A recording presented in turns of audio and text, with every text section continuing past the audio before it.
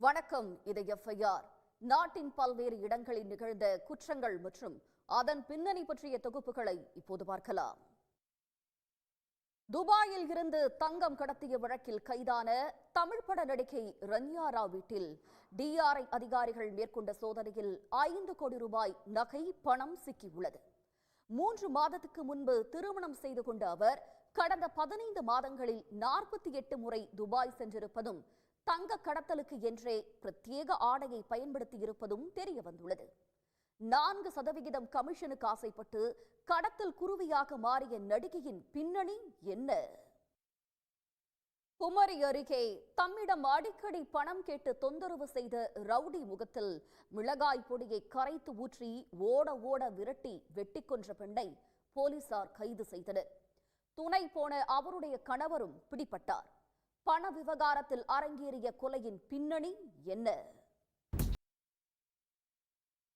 தக்காளி கூடையில் ஜெலட்டின் மற்றும் வெடிமருந்துகளை பதுக்கி லாரியில் கடத்திய 7 பேரை குமாரபாளையம் போலீசார் நேற்று கைது செய்த நிலையில் இன்று மேலும் 3 வரை கைது செய்துள்ளனர்.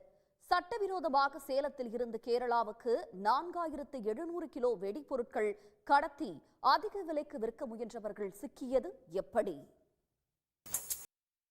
FIR-இல் தொடர்வது சிறிய இடைவேளை.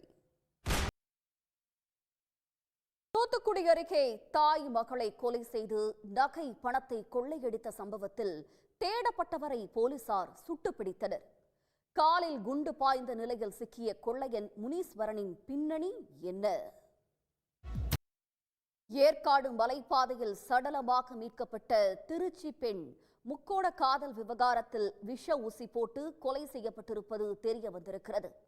அவருடைய காதலன், இந்நாள் மற்றும் முன்னாள் காதலிகள் ஆகியோரையும் போலீசார் கைது செய்தனர். சேலத்தில் விடுதியில் தங்கியிருந்த பெண்ணை காரில் கடத்தி கொன்றது எப்படி? இத்துடன் FIR நிறைவு பெறுகிறது. நன்றி, வணக்கம்.